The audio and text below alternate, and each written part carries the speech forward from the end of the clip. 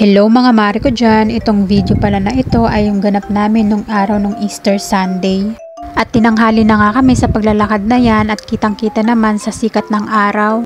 Paano ba naman nung kinagabihan, sabi ko sa asawa ko maaga kaming gigising kinabukasan para kami ay maglalakad-lakad papunta sa Manawag. Gumising nga kami ng maaga, ang kaso tinabad naman kaming bumangon. Hindi na sana kami tutuloy maglakad niyang papuntang Manawag, ang kaso sabi ni RM mag-walking daw kami.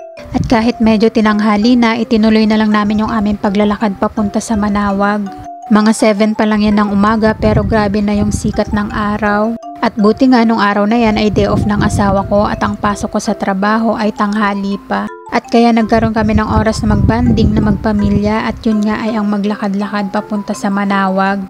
O siya, andito na nga pala kami banda sa Maydap, ibig sabihin malapit na kami sa may picnic grove. Andito na nga kami sa loob ng may Manawag, hindi ko na nga na-videohan yung labas neto. Alam nyo ba na napakaganda ng lugar na ito at napaka-solemn niya. Kaya ito ay dinarayo din talaga ng maraming tao.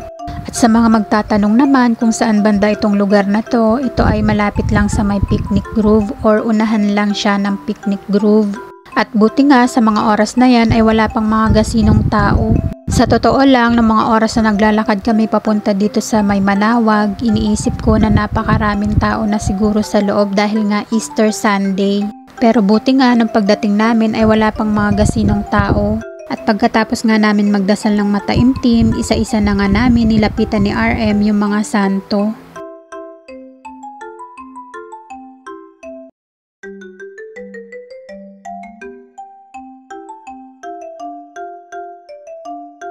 At ito na nga, nung paglabas namin at pagkatapos magdasal, humingi sa akin ng barya si RM para ihulog niya daw dito sa may wishing well. At nung pagkatapos niya ngang mag-wish at ihulog yung barya ay umakyat naman siya dyan sa may taas ng wishing well.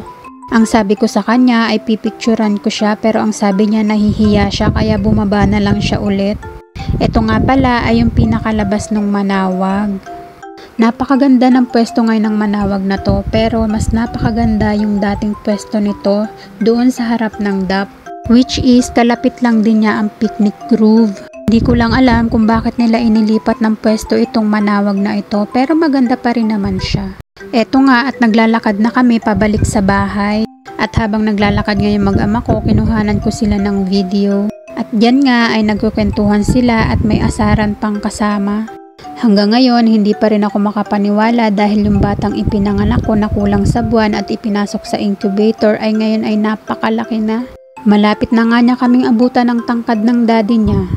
O diba, hindi mapagkakaila na magkamukha sila ng ama niya. At eto na nga, nagutom kami sa aming paglalakad kaya dumaan muna kami sa lugawan. Nag-siomay nga lang kami dyan ni RM at yung asawa ko ay lugaw ang kinain niya. Hanggang dito na lang muna ang aking video mga mi. Bye!